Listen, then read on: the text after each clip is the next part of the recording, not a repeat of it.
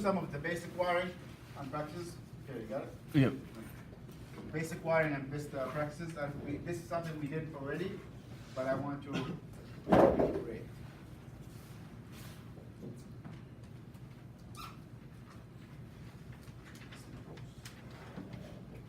Different types of household wire are used in modern construction.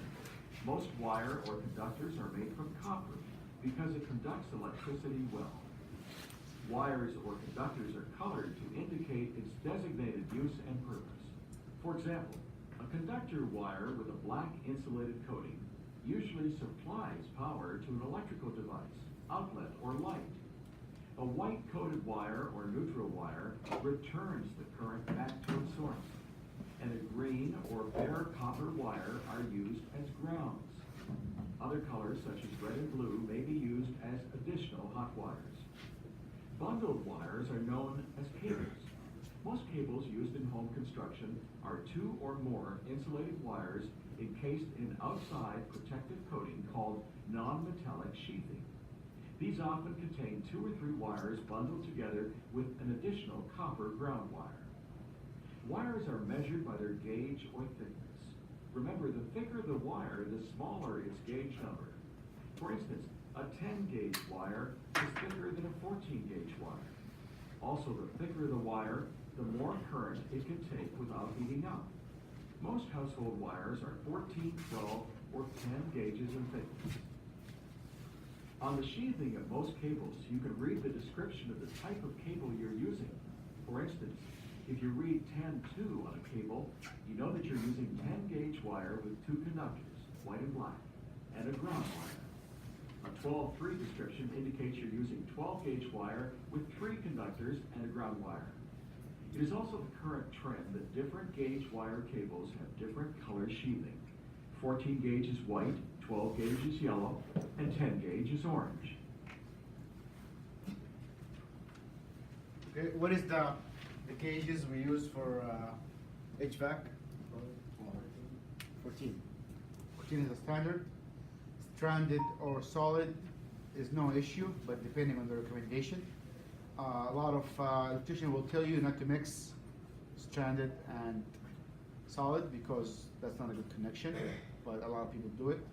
Use wire nuts, and when you twist 2 solid wires, it's not going to be the same if you twist 1 solid wire and stranded.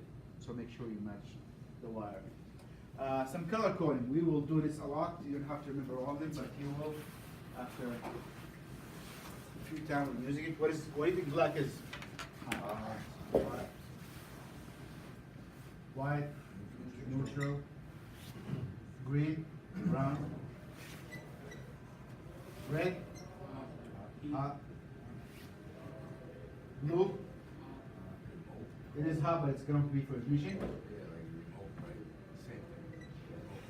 Orange is for the motor. Purple, antique, oil valve. We will repeat those over and over again, and usually they are printed on the control. They are semi-universal. You will see them always be the same. They don't mix that much. Amperage. As we learned earlier, every circuit breaker will have an amperage limit. For example, a 20 amp breaker is designed to handle a total capacity of 20 amps of power being used on that particular household circuit. If electrical devices on that circuit are drawing more than 20 amps of power, the wire will heat up. At that point, a properly functioned breaker will trip. It is crucial that we choose the correct gauge wire for the circuit we want to install. This chart indicates which gauge wires are appropriate for the chosen circuit breaker. Using 14 gauge wire on a 20 amp circuit could be a dangerous situation because if the 14 gauge wire were to overheat, the breaker may not detect that overheating as a dangerous situation and may not trip itself. The heat may melt the wire and cause a short circuit or a fire. Do you want to write this down? As a situation and may not. So for 14 gauge, which we're using for HVAC equipment, is going to be 15 amps. 12 gauge we do not use, but that's for 20 amps. 10 gauge, 30 amps, and you can see the wire is getting bigger. 14 is smaller than 12. Even though the numbers are going down, the wire is getting bigger. So 0 gauge is going to be really big. That's going to be for like power line. So for us, intuitively, we will think that since we're using 14 gauge, the circuit breaker should be 15 amps. Can you wire? I mean, should you wire your boiler all the way to the control panel? No, you're not supposed to. It has to be a licensed electrician. You can trace it and make sure everything is okay, but you're not supposed to touch it. You should have a plug where you plug your equipment, whether it's an AC or oil burner. But you can go and check and make sure everything is connected with 14 gauge and also with 15 amps. The rest of the wiring, it's your responsibility. Short circuit. A short circuit is a potentially dangerous situation that could cause fire or shock. This occurs when the hot lead and the neutral or ground come into contact in some unintentional way. Electrical current will always take the path of least resistance. In this case, the current chooses to return back to ground instead of continuing on its intended path. When this occurs, heat builds up very quickly because the current has very low resistance. A properly functioning circuit breaker should sense this heat buildup and trip itself. A short circuit often occurs accidentally due to faulty wiring or bad connections. So you'll come across that a little bit. You'll wire a lot of wires, web.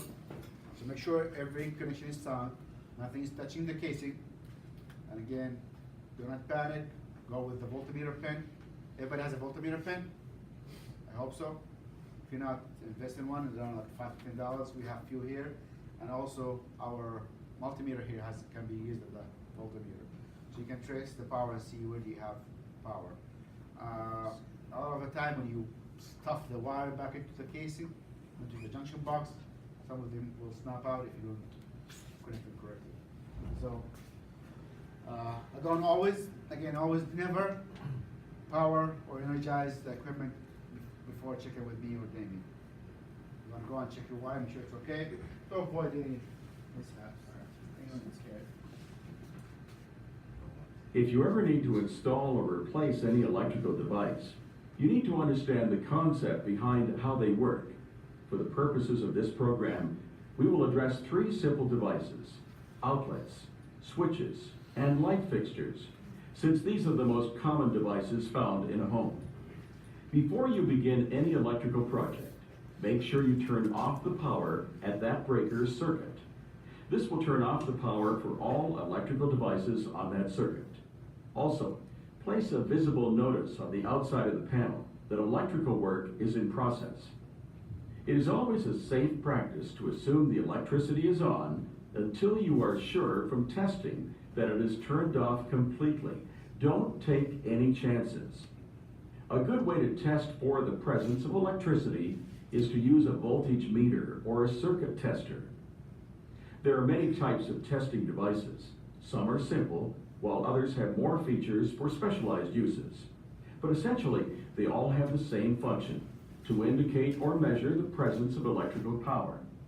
These devices normally have 2 ends fitted with metal probes, a sensor light, or a display. When you connect the circuit testers properly with an existing electrical current, the display will indicate or measure voltage present in that circuit. Other testers have light indicators that glow when it detects a 120 volt or 240 volt circuit.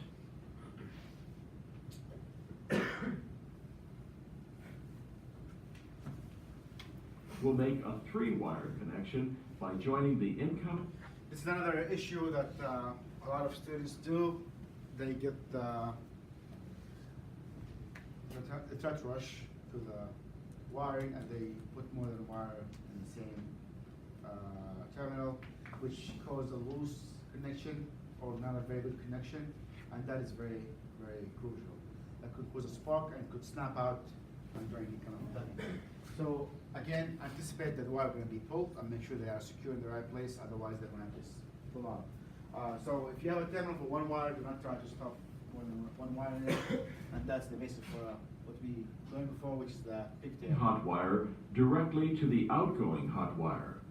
Then we'll connect these two wires to the receptacle by using a special third wire known as a pigtail in this fashion. Pigtails are short wires that are often used to connect multiple wires to a single contact, like terminals on receptacles or switches. Always use pigtails instead of connecting multiple wires to a single terminal post.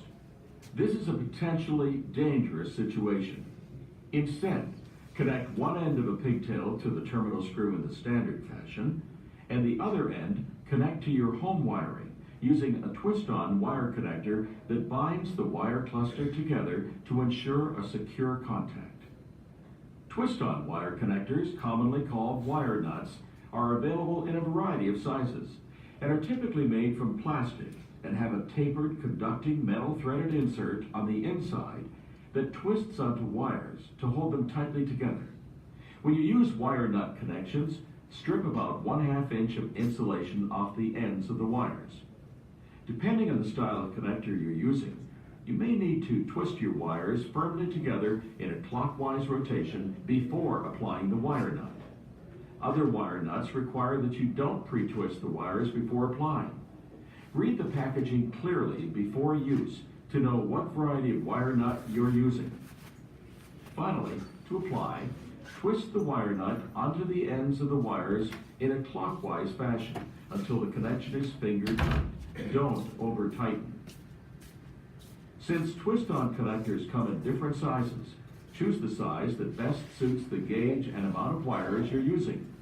Again, check your wire connector packaging for exact descriptions and proper uses. Okay. Electrical tape. Again, never use electrical tape on wires for insulation. They do not hold as well and they melt over time. What is the only time that we can use electrical tape? You can use electrical tape over the wire nut to provide more insulation. If the area is outside, has some dust or moisture, you do it as protection. I'll play the video to show you how.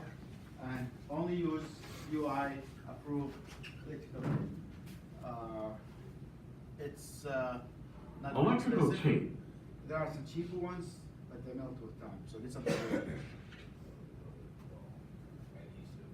Yeah. Electrical tape is often used to help insulate electrical wires and other material that conduct electricity. Although electrical tape comes in a variety of colors for a variety of uses, electricians generally only use black tape for insulation purposes. And black is an all-purpose color that doesn't indicate anything special about the wires. Electrical tape can be made from a variety of plastics, but vinyl is most popular because it has the best stretching ability, making it more effective in creating a long-lasting insulation. Electrical tape is usually applied to wires by spinning the roll around the wire in the direction that the tape comes off the roll. This applies a light tension that keeps the tape tight on the wires. Wrapping the tape tightly creates fewer gaps where moisture can seep in. While inferior tape may become tacky and gummy after a while, a premium grade electrical tape will hold its shape and will not ooze or melt in high temperatures. A word of caution, not all black tape is safe for electrical wiring. Be aware and choose carefully. Make sure the tape you're using is UL listed. This means that the tape is certified to not catch fire and burn when overheated. Inferior electrical tape may not always be UL listed and may not be able to make this guarantee. Okay. So now to the new stuff. All the stuff we saw last semester, now we're going to wire primary control. What does the primary control do? It controls the oil burner. Same thing, it can control also the gas burner. So there's a lot of input to it. This is one of it. It's going to be used for gas and oil. There's also the. I'm going to bring a new one. Hold on.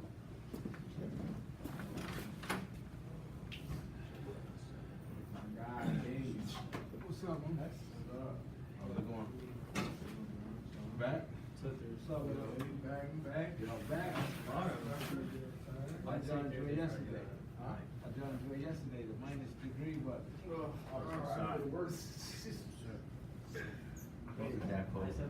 Okay. Yeah, all right. It was pretty warm yesterday, right? So this is the, I think the third or fourth generation Honeywell primary control. It's very convenient and easy to install, and it has a small LCD screen that can show you what's going on. If you notice, there are some wires here colored with sleeve connection. This is our control. I highly doubt you'll find this in all houses, but if you are to replace primary control, replacing with this one, it's very convenient and it's very easy to install. And if you notice the colors here, they will tell you what color goes where, and they are very labeled. And if you look here, it has some instruction in it, and the screen here will tell you what's happening. It's either on standby, there's some kind of errors, and you can see all the other terminals. So I'm going to pass it around so you can look at it. You'll be very familiar with it. So it provides timing and sequence of operation for the oil and gas burner, which means it's looking inside the chamber to see if there's fire or not. And also it gets input from thermostat. So the thermostat calls for heat. The primary check, do we have fire or don't we have fire? Then it will start a sequence of operation. It will turn on the motor, turn on the ignition, and open the oil valve, see if there's fire or not. And also it has a safety timing. If we did not achieve fire within 15 seconds, we'll cut out the supply of oil, because you don't want to flood the chamber. I know this might seem on YouTube, but we'll take it step by step to understand it. The input is the CAD cell to detect flame. Why is it called CAD cell? It's a small eye made out of cadmium sulfide, and it reacts with the photons of the light to change resistance. We will study that in a long time and understand how it works. You know those night lights you have in your bathroom? Same thing. If there's light, it will have high resistance, it will cut off the power and shut off. No light, low resistance, the light turns on. You always connect to something called to the FF terminal. Thermostat is the call for heat. So we have two inputs, thermostat and CAD cell. If you look at the primary, the input on the top, which is the FF, and the CAD cell, which makes it easier to identify. At the bottom, you have the outputs. The output is the motor. It will turn on the motor, ignition, and valve. Motor comes first, the ignition comes on, then we turn the oil valve, so the oil will flood into start to flow into the chamber, and we have fire. Within 15 seconds, if we have an ignition, it will shut off, it goes on safe. This is what the schematic will look like. In the beginning, it seems a little bit overwhelming, so I don't look at it too much now. And this is the first generation. First generation is out of code because of the second timing. It was completely mechanical. It has a relay in it. This one is very electronic, so probably you'll see a lot of those being thrown out. However, if it's still there and it's working, probably it's what our big grandfather did. So you'll see these things. If you were to replace them with a new one. This one is not that expensive. Or the landlord's a dirtbag. Yeah. These are not expensive, $80 for something very, very convenient. And a faulty primary control is very frustrating because you don't know what it's doing. So this one actually is way easy to control. Do they come with the eye? Yeah. The cat Should eye? come with Yeah. that. And sometimes you have to buy. Primary control? Yeah. Yeah. And if not, you can buy it. It's like $5 or $10. And the cat eye actually, after a while, it gets old. Why? Because it is exposed to a lot of heat. So over time, it wears out. And it's not that expensive. You change it for another one. Yeah. These are more controlled. This is the yellow. You'll see a lot of those examples in your book. This is again from the Nora book. They all do the same thing. Carlin, Honeywell, they're all the same code, the same idea. Again, same colors: orange, red, black, and pink. So pink usually is for the gas valve, purple is for the oil valve. This used to be the second generation Honeywell, which is the predecessor for this one. It's still okay, but I love the LCD in it because it tells you what's happening, and it also tells you the resistance of the cat cell, which is good. And it tells you how much flame you have inside the chamber. So Thursday, we'll wire these things. It's going to be fun. Enjoy it, and make sure you have it with you. And yeah, I can talk about this forever until you do it. It's not the same. So we'll go there. We'll get our hands on the board and start doing this. All right. Thank you.